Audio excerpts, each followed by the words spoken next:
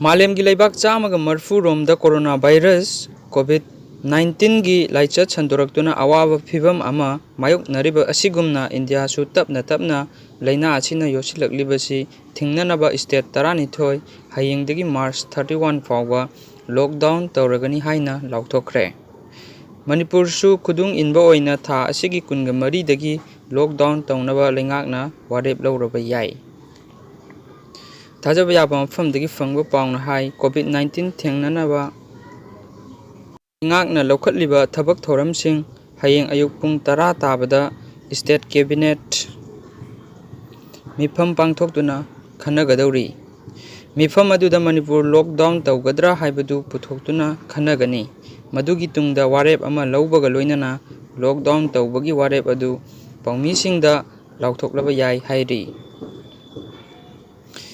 India की ओइना lockdown तौख्रबा स्टेटसिंग अदुदी लैना असिना ख्वाइदगी हेन्ना सोखल्लिबा Maharashtra, Kerala, Haryana, Uttar Pradesh, Uttarakhand, waste Bengal, Andhra Pradesh, Telangana, Punjab, Delhi, Rajasthan अमसुंग north east की स्टेटसिंगदा अहानबा ओइरिबा नागालैंड याउरी। लैना असिदगी ngaktoknaba मागी स्टेटसिंगना लौनरक्पा वारेपसिंगी मनुंगदा स्टेट पुंबा लॉकडाउन तौबदा मणिपुरगा यमथंगनरिबा नागालैंड यौसिलक्खिबा अमसुंग असमना सरुक खरा लॉकडाउन तौखिबना मरम ओइरगा मणिपुरसु लॉकडाउन तौबगी वाफम हयेंग अयुक्की कैबिनेट मिफमदा पुथोकनी हाइरी।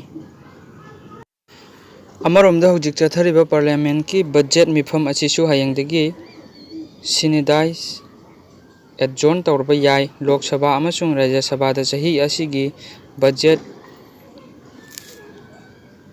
एस्टिमेट नुंगथिलगी पुंग 2 फावगी मनुंगदा पास तौरगा सिनेदाइ एडजोन तौबगी फिबमदा लैरे हाइना गवर्नमेंट की सोर्सना हाइरी।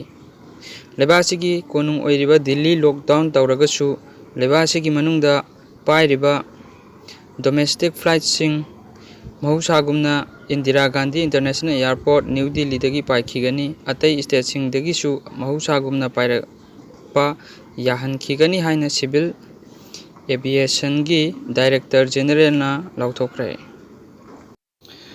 लेबासिगी एयरफोर्स की हेडक्वार्टर थबक तौरिबा मेन पावर सिंग हानादगी तंखाई अमा हंथहनखरे।